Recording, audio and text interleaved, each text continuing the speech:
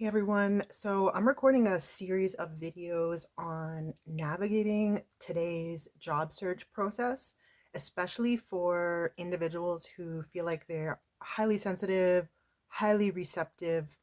I've talked a little bit about this before in some other videos, but I've just been feeling a real need to really dig deep into this topic because there are a number of factors now that are really impacting today's job market that are already just so different from even just 2 years ago.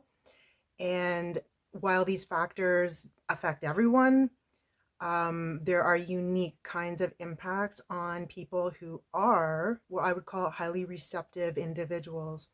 So this can include a wide range of people, but people who have different types of high sensitivities, high capacity, highly receptive. And so what I want to do is really talk about moving us from a place of feeling disempowered in this process to how we get to an empowered place in this job search process within today's traditional job markets. So that's kind of who I'm talking to.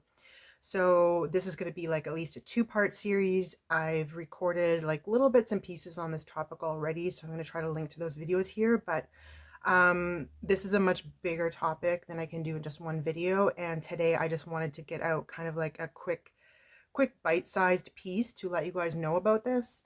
I'm also like incorporating this into a new book that I'm writing specifically on this process, specifically also on how this new AI era in particular is really impacting how we may be affected and really influenced by this process, and how we can really like navigate it now, as I said, to move away from a feeling of disempowerment into an empowered place where it can actually serve us. So I am going to leave a link below this video, either to once the book is ready, I'm going to link it directly to my store. But until then, I'm going to link to a place where you can sign up if you're interested in this book. There's going to be a discount for people who show this advanced interest if you are interested.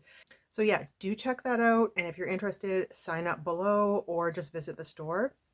And so I think what I'll do today is just do a really quick skim of some of the background context that I think is animating part of the issue, which is it's kind of a false dichotomy, but in our real 3D world, it's not working like a false dichotomy, it's working like a real dichotomy. And there's some wiggle room, but again, this is so complex, and that's why I want to like take a step back, three steps back, and just remind you of the larger context that's really animating the difficulty. What is that context? It's the context of alienation.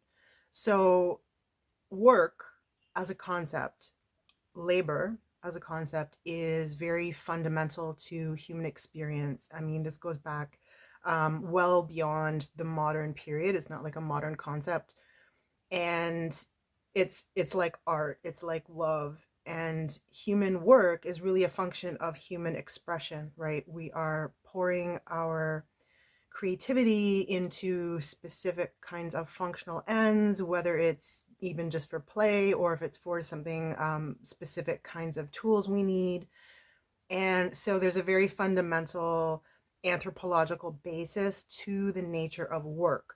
Work does not intrinsically mean going and becoming working for wages as such. So that's something different. So when I'm talking about work in this really larger historical context, that's what I mean. It's this anthropological context of work. And traditionally, of course, so this is very embodied. If you go back, there's kind of like a craftsman paradigm, an artisan paradigm, where this type of work is very closely related to how we conceive art in these historical contexts. And basically what happened in the modern or the post-industrial period, of course, we all know some version of this story. But these kind of innate functions of labor were literally extracted or abstracted, we can say.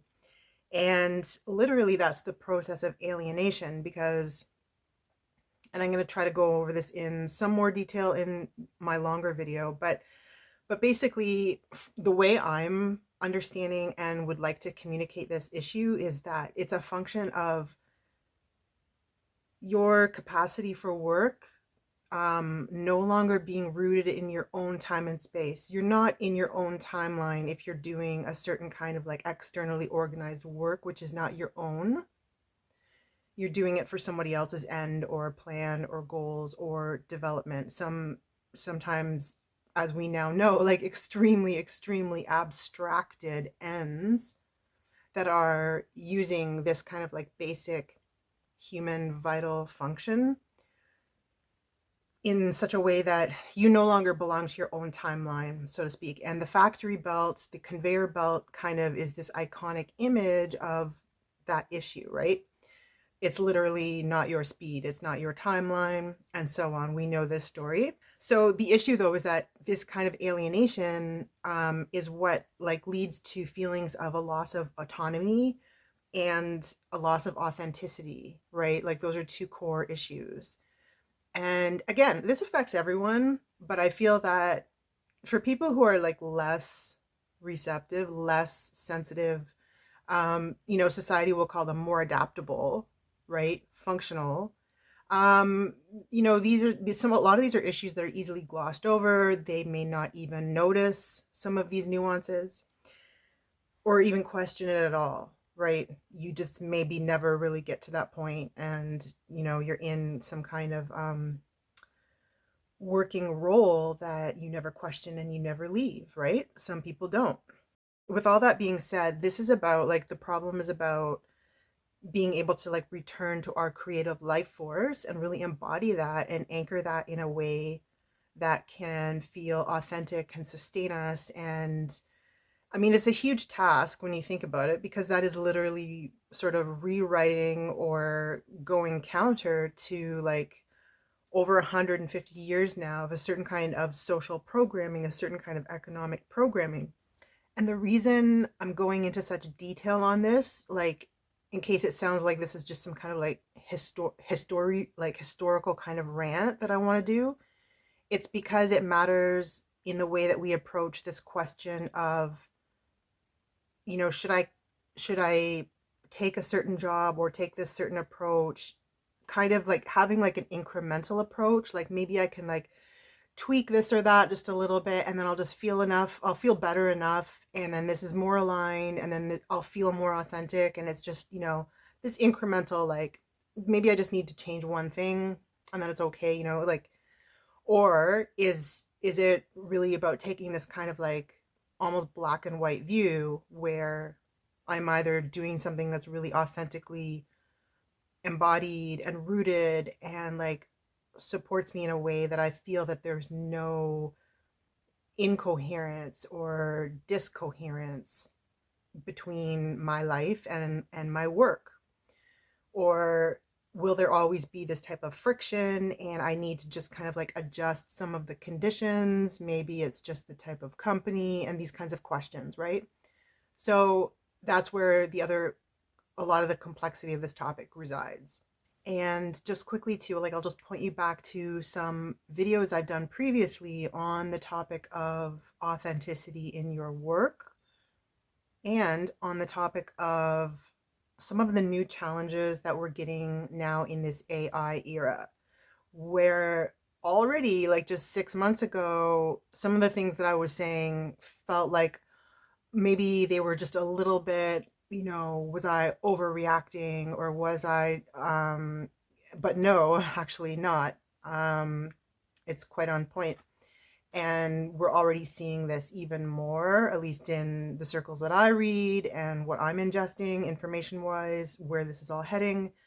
And so these are kind of like the tensions that are animating the background of this book that I'm writing about to help you also navigate through this process if you are going through any type of like traditional job markets, like if you have to make a switch, if you're trying to make a bigger transition, or if you are trying to actually sort of disinvest yourself from that specific matrix and then doing something like much more autonomous that can support yourself.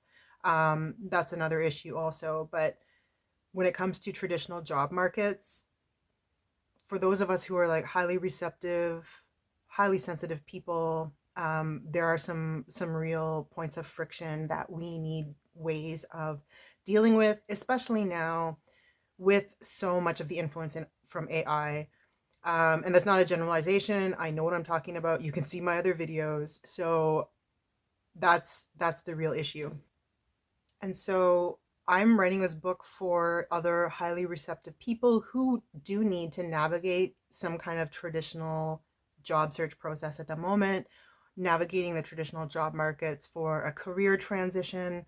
Because we're in like there's some very specific points of friction now. And, and if you're also highly intelligent, if you're a gifted empath, your perception can be a real obstacle also, because you're literally seeing some real issues in the process, these real points of friction, and it can be hard to just bypass that and really get yourself through the process. Like, you may actually feel like you're really dragging your feet because some parts of it are just so nonsensical, some parts of it are unethical.